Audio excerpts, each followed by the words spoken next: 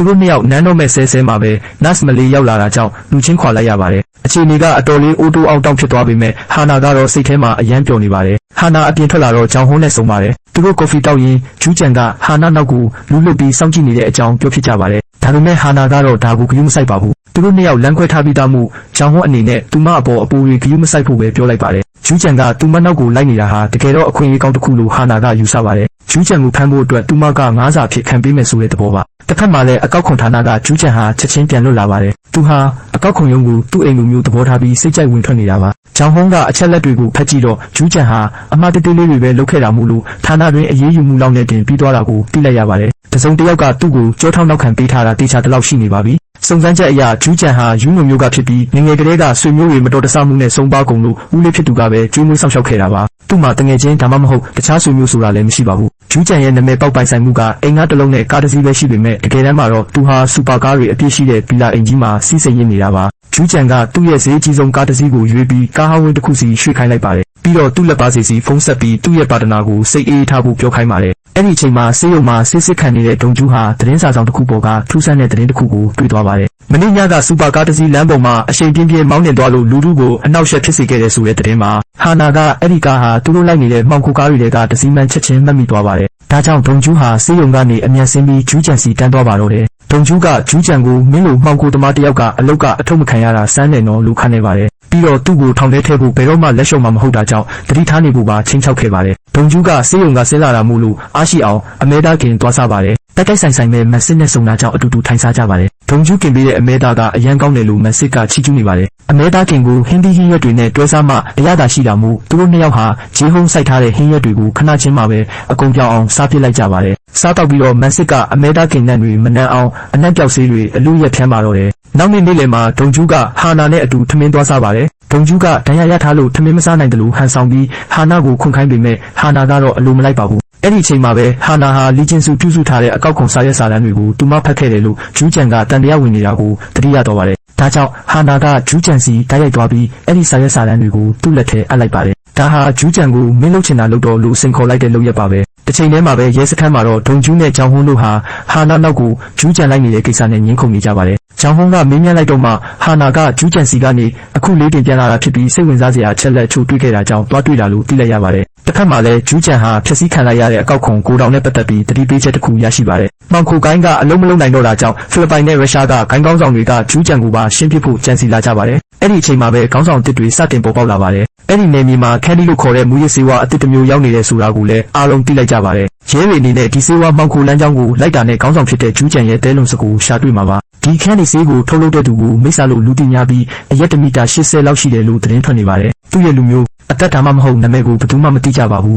ဒါပေမဲ့လူတွေမသိတာကတော့အဲ့ဒီလူဟာဖိလစ်ပိုင်ကလာတဲ့မိန်းကလေးတစ်ယောက်ဖြစ်နေတာပါကိုရီးယားမှာရှိတဲ့သူတစ်ယောက်ကအဆင်မမီတဲ့ဆေးအတုတွေထုတ်နေတာကြောင့်သူမကကိုယ်တိုင်လာပြီးရှင်းနေတာပါသူမကအဲ့ဒီလူကိုဆေးတင်းတိုက်ပြီးတက်ပစ်လိုက်ပါတယ်အဲ့ဒီလူကအမျိုးသမီးတွေကိုနှိပ်စက်တဲ့ရာဇဝင်ရှိသူမို့သူမကပိုပြီးမုန်းတီးနေတာပါသူမရဲ့နာမည်ကအန်ပါအန်ကအဲ့ဒီနေရာကိုမိရှုဖျက်ဆီးပစ်လိုက်ပါတယ်သူမရဲ့အဖွဲ့သားတွေလာကြိုမလားလို့အပြင်ကိုထွက်ကြည့်တဲ့အချိန်မှာတော့ရဲတွေကသူမရှိတဲ့နေရာကိုရှာတွေ့သွားပါတယ်အန်ကရဲတွေအတွက်အချိန်ကိုက်ပုံးထောင်ပြီးထွက်ပြေးဖို့လုပ်ပေမဲ့လူဆိုးတစုကသူမကိုလာပိတ်ဆို့ပါတယ်အန်ကငယ်ပေမဲ့လူဆိုးတစ်ယောက်ကိုဓာတ်နဲ့အသေးထိုးနိုင်ခဲ့ပါတယ်အရေးကြီးတဲ့အချိန်မှာဒုံကျူးရောက်လာပြီးလူဆိုးတွေကိုနှိမ်နှင်းပေးပါတယ်အန်ကတော့ဒုံကျူးရဲ့အကူအညီရဖို့အတွက်သူမကိုဒဏ်ရာရပြီးအားနည်းနေတယ်လို့ဟန်ဆောင်လိုက်ပါတယ်အဲ့ဒီအချိန်မှာမိုက်ခရိုဝေ့ထဲကဖုန်းကပောက်ကွဲသွားတာကြောင့်ဂျောင်ဟုံးကလူတွေကိုအမြန်ပြေးဖို့တတိပေးလိုက်ရပါတယ်ဒုံကျူးကအန်ကိုကဲဖို့အတွက်သတင်းပေါက်ကနေခုန်ချလိုက်ပြီးသူမလက်ကိုဆွဲထားပေးပါတယ်ဒုံကျူးရဲ့ကဲတင်ပေးပုံကြောင့်အန်ဟာစိတ်လှုပ်ရှားသွားပြီးဒုံကျူးအပေါ်ခံစားချက်တွေစတင်ဝင်လာပါတော့တယ်တစ်ဖက်မှာတော့ရုရှားမှောင်ခိုကိုင်းချုပ်လီယိုကတစ္ဆာဖောက်တွေကိုတက်ဖြတ်ပြီးရှင်းလင်းနေပါတယ်ကလေးလေးတစ်ယောက်ကသူ့ကိုတနက်နဲ့ပစ်ဖို့လုပ်တာတောင်သူကဒေါသမထွက်ပါဘူးလီယိုကအဲ့ဒီကလေးကိုတနက်ကိုမကင်နဲ့နောက်မှငါ့လိုနောက်တက်ရလိမ့်မယ်လို့ပြောပြီးလှုပ်ပေးလိုက်ပါတယ်ဒီဘက်မှာတော့အန်ကရဲစခန်းကိုရောက်လာပြီးအရန်အားနေနေတယ်လို့ဟန်ဆောင်ကလိန်ညာထွက်ဆိုပါတယ်သူမကိုအရက်အလွန်ရှည်တဲ့လူတစ်ယောက်ကလဲပင်းညစ်ခဲ့တာလို့ပြောပြီးငူပြပါတော့တယ်ဒုံကျူးကလည်းသူမရဲ့စကားတွေကိုလုံးဝယုံကြည်သွားပါတယ်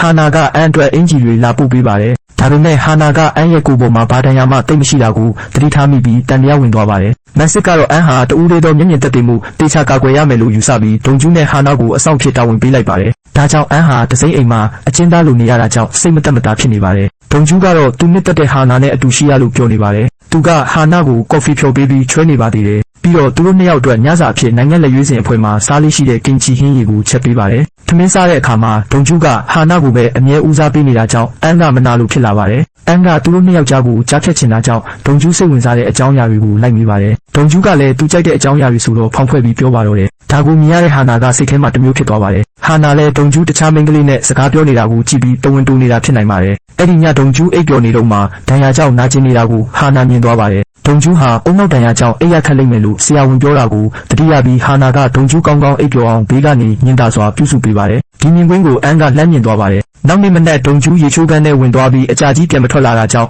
ဟာနာကစိုးရိမ်ပြီးဝင်ကြည့်ပါတယ်။တကယ်တော့ဒုံကျူးကဟာနာကိုနောက်ချင်လို့အိတ်ချင်အောင်ဆောင်နေတာပါ။ဟာနာရှက်သွားပြီးသူ့ကိုမြ မြန်ရေချိုးဖို့ပြောပါတယ်။အန်ကသူတို့နှစ်ယောက်ကိုကြည့်ပြီးအရန်လိုက်ဖက်တယ်လို့ပြောပေမဲ့ဟာနာကတော့သူတို့ကချစ်သူတွေမဟုတ်ဘူးလို့ညင်းပါတယ်။အဲ့ဒီတော့မှအန်ကဒုံကျူးကိုလူယူဖို့အခွင့်အရေးရှိပြီဆိုပြီးဝမ်းသာသွားပါတယ်။ဟာနာကဒုံကျူးနဲ့အတူရဲစခန်းကိုသွားရပါတယ်။အန်ကိုတော့အဆောင်ရဲလေးယောက်နဲ့ထားခဲ့ပါတယ်။ရဲစခန်းရဲ့ဂုဏ်ပြုခန်းနားမှာဟာနာကနေပူထဲမှာအကြာကြီးရက်နေရလို့မူးဝေလာပါတယ်။ဒါကိုမြင်တဲ့ဒုံကျူးကစိုးရိမ်တကြီးနဲ့တူးလက်နဲ့ဟာနာကိုနေကာပေးပါတယ်။ဒုံကျူးရဲ့ဒီလိုဂရုစိုက်မှုတွေကဟာနာကိုအရင်ကအဖြစ်အပျက်တွေကိုပြန်တရိရစေပြီးစိတ်လှုပ်ရှားသွားစေပါတယ်။ဟာနာနေပူလို့ဆိုပြီးဒုံကျူးကရေသွားဝယ်ပေးပါတယ်။ဟာနာကစိတ်လှုပ်ရှားလုံးလို့ဒုံကျူးကိုဆွဲပြီးနှကန်းချင်းနမ်းလိုက်ပါတော့တယ်။ဒါပေမဲ့ဒုံကျူးကနှလုံးခုန်မြန်ပြီးမူးလဲသွားတာကြောင့်ဆေးကန်းကိုခေါ်သွားရပါတယ်။ဆေးကန်းထဲမှာဒုံကျူးကဟာနာကိုကြည့်ပြီးတယောက်တည်းပြုံးပျော်နေပါတယ်။မန်စစ်ကတော့ဘေးကနေကြည့်ပြီးနိုင်ငံလက်ရွေးစင်ကလည်းပြောလိုက်တာနန်းနာလေးနဲ့ဆေးရုံတင်လိုက်ရတယ်လို့ညှိတွားနေပါတယ်။နောက်တစ်နေ့မှာဒုံကျူးကစုံစမ်းစစ်ဆေးမှုတွေပြန်လုပ်ပါတယ်။ဂျူးကျန်ရဲ့ဖုန်းထဲမှာဘာထူးခြားတဲ့ဖုန်းခေါ်ဆိုမှုမှမရှိတာကြောင့်သူတို့စုံစမ်းနေတာကိုဂျူးကျန်တိနေမှန်ရိပ်မိသွားပါတယ်။ဒုံကျူးက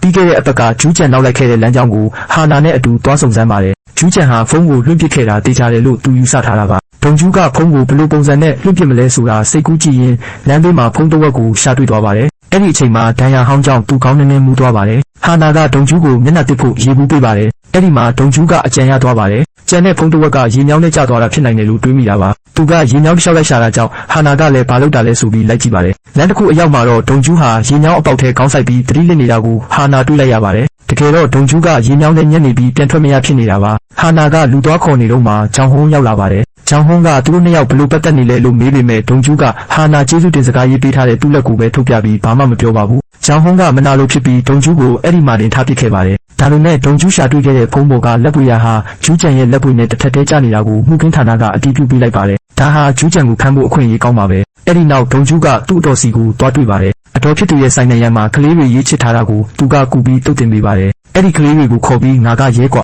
နောက်ခါနေရမှာလာမဆွဲနဲ့လို့ပြောပေမဲ့ကလေးတွေကိုရေခဲမုတ်ဝယ်ကျွေးပြီးဆုံးမပါတယ်နောက်ခါတခြားသူလာဆွဲတာတွေ့ရင်သူ့ကိုလာတိုင်ဖို့နဲ့တိုင်တဲ့သူကိုရေခဲမုတ်ထပ်ကျွေးမယ်လို့စီးရုံးလိုက်ပါတယ်ဒုံကျူးကဆိုင်ကိုမကြခဏလာကူပေးတာကြောင့်အတော်ဖြစ်သူကဒုံကျူးကိုနောက်တစ်ခါလဲလာခဲ့ဖို့စာပို့ပါတယ်ဒုံကျူးပြန်သွားပြီးမကြခင်မှာပဲဟာနာအမေကရောက်လာပြီးဒုံကျူးအတွက်ရေငွေ့ထုတ်ဆက်တစ်လုံးလာပေးပါတယ်ဒါကဟာနာအမေကဒုံကျူးကိုလက်ထိုးတာပါနောက်ဆိုသူမနဲ့သူမသမီးကိုကူညီပေးဖို့မျှော်လင့်နေတာပါမထင်မှတ်ပဲဂျောင်ဟုံးကဒုံကျူးရဲ့အခန်းထဲကိုပို့ပြီးအစင်းမြင့်တဲ့ဆက်တစ်လုံးယူလာပေးပါတယ်ဂျောင်ဟုံးကအရင်ဆက်ကိုလွှင့်ပစ်ဖို့ဒုံကျူးကိုပြောပါတယ်အဲ့ဒီချိန်မှာအန်ကတော့ရဲစခန်းမှာပိတ်မိနေပြီးဘယ်မှသွားမရတာကြောင့်စိတ်မရှိဖြစ်နေပါတယ်ညဘက်ဟာနာအိမ်ပြန်ရောက်တဲ့အခါမှာတော့ရဲစခန်းမှာအာမခံလာရောက်တဲ့သူမအမေကိုအပြစ်တင်ပါတော့တယ်